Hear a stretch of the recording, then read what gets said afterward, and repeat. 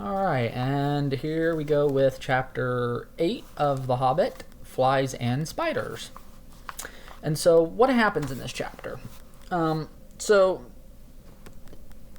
they have now come to the first of Mirkwood, and of course, Mirkwood is a real name, based on a real place. It was used in Germanic folklore. It was a forest over there, and I can kind of imagine a lot of the Grimm's fairy tales taking place around here. But anyway, so they get into the forest, and it's completely pitch dark. They can't even see anything, but they do see these eyes watching them in the darkness. And as they go on, they, of course, the provisions begin to run low very quickly, it seems. They come to the enchanted stream that Beorn had warned them about, and they find that the wooden bridge that went over it has been broken down, it's rotting away, and so they need to find a way to get across. Well, they see a boat. They're able to get the boat, and so in groups they cross over. Just as Bombur is about to... He's got one foot on the other side. This deer comes leaping at them. And this, of course, knocks Bombur into the water. And so he's enchanted and he falls asleep. So they have to carry him through the forest. And he's, as I mentioned in the book several times, he's incredibly fat. So like 4 of them at a time. And they take turns, going through the forest. And of course, right after that deer... knocked him in there, another one shows up, and they, shoot at it and waste the rest of their arrows. So now they have no food. They have no arrows to go get food. There's really not much around here to eat. So they begin to starve. And Bombur, of course, is sleeping away, dreaming about this great feast that's happening in the forest, because when he wakes up, he tells them that is what has happened. And they're not too thrilled about that. It's like, yeah, it's great you're having this feast or whatever in your dreams, but reality is there's no food and we're starving and we can't share in those kind of dreams. It's good for you. Right? So at one point Bilbo's made to climb up a tree to kind of look around, and if he had been paying attention he would have seen that they're not far from the edge of the forest, but he's too busy watching the butterflies flutter around up there. And it's not as bad up there as, where they're at deep there in the forest. I wouldn't want to go back down. I know that's for sure. Of course, this happens right before Bombur wakes up. But then he wakes up, like I said.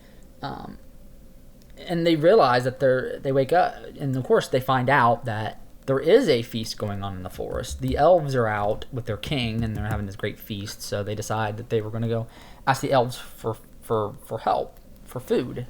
Beg them, say, hey, can we have some of this? We're starving here. And as soon as the elves see them, the elves shut everything down and disappear. So they send Bilbo in, same thing happens. Then they send in Thorin.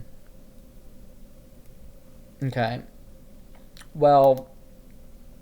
while all this is going on, Bilbo's all passed out. The dwarves get captured by giant spiders. Now, these giant spiders are they are the offspring of Shelob, who was of the brood of Ungoliant, as you remember from the Silmarillion. She was the giant spider that helped Morgoth destroy the 2 trees, and she wanted all the jewels and stuff that he took, especially the Silmarils, but he withheld those from her, and so she tried to capture him and kill him and take him, and of course the Balrogs come down and help him fend her off. So Bilbo wakes up and realizes that they're gone, so now he's got to go rescue his friends, which he does with the help of his ring. He rescues them, and then of course he reveals to them about the ring, because he neglected to mention that before in his story of Gollum. And even then, he lied, and he lies here. He doesn't about how he got it. the Gollum was going to just give it to him as a gift for winning the riddle game, which was not true. But we're seeing the ring starting to take effect here on Bilbo, because this is rather uncharacteristic of Bilbo to do this.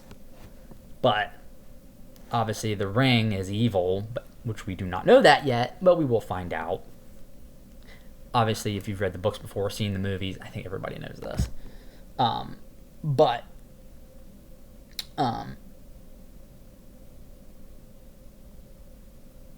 do want to read a couple little passages here that have some information here that I want to go over right quick. Of course, during all this, Bilbo gives his sword the name Sting.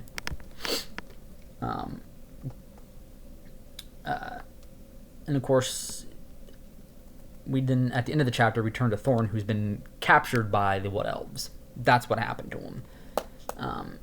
So he's been separated from the rest of them. But, and it says here about the Wood Elves, these are not wicked folk.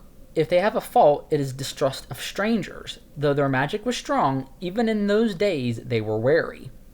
They differed from the High Elves of the West, and were more dangerous and less wise.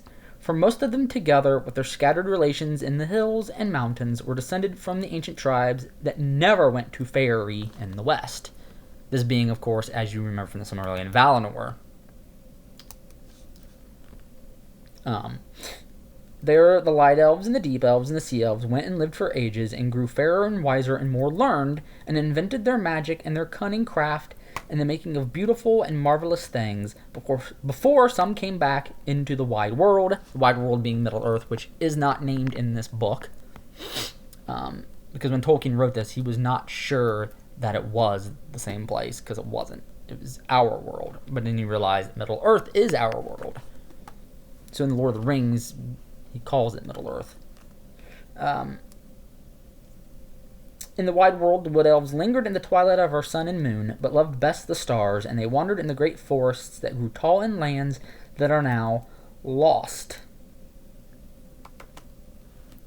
But it does say that they're elves, so they are good people. But the Light Elves being the Vanyar, the Deep Elves being the Noldor, and the Sea Elves being the Teleri, if you remember from the Silmarillion.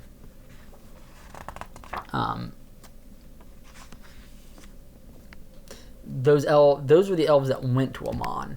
We do know that some of the Teleri stayed behind, and that's where these Wood Elves come from. Of course, you also have the Avari, and all these other elves.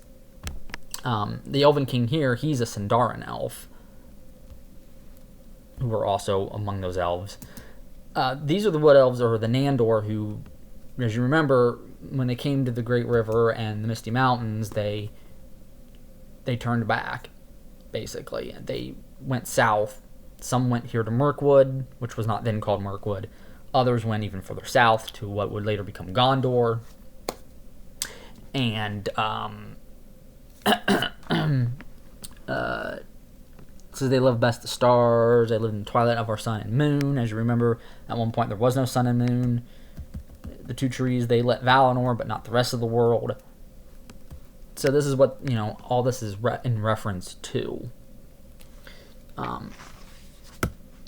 But anyway, the last point that I want to bring up at the end of the chapter here. Okay. In ancient days, they, the elves, had wars with some of the dwarves, whom they accused of stealing their treasure. This should remind you of the story of King Thingol in the Silmarillion, and what happened there, which I will go over here in a minute. It is only fair to say that the dwarves gave a different account, and said that they only took what was their due, for the Elf King had bargained with them to shape his raw gold and silver, and had afterwards refused to give them their pay. If the Elf King had a weakness, it was for treasure, especially for silver and white gems, and though his hoard was rich, he was ever eager for more, since he had not yet as great a treasure as other elf lords of old. His people never mined nor worked metals or jewels, nor did they bother much with trade or with tilling the earth. All this was known to every dwarf, though Thorin's family had had nothing to do with the old quarrel I have spoken of. Now, obviously, this is not King Thingol, but it is saying that this elf king basically had a similar story to King Thingol, where, as you remember, King Thingol was going to take the Silmaril that he got, that was Baron Luthien had gotten from the Iron Crown, and he was going to put it in the Necklace of the Dwarves that they gave him, that they had made for him long years before. And when it came time to pay them, they say he wouldn't pay them at all. But they, of course, were being greedy and wanted more. But as it says, Thorin and his family, that is the House of Durin, were not involved in this because they were living in Moria, the mines of Moria back then, way long before. Way far away from here. But the elves still have a little mistrust of the dwarves from this. And so here, the Elven King here must have done something very similar. But again, Thorin's family not involved. But there's still some animosity there. So anyway, Thorin is imprisoned by the elves, and of course, Bilbo and the dwarves are still out there in the forest. They're lost. They have strayed from the path, which they were told by Gandalf and Beorn, do not do. But when they went to go beg for help from the elves, they ended up doing that. Disregarding it, of course. But they're starving, you can't really blame them, right? I mean, I wouldn't in this situation. I think I would do something very similar. Anyway, that's all. I mean, that's all I could really think of there, but, hopefully you all have enjoyed this video, and I will be back possibly tomorrow with another one. So until then, enjoy, and I will talk to you all later.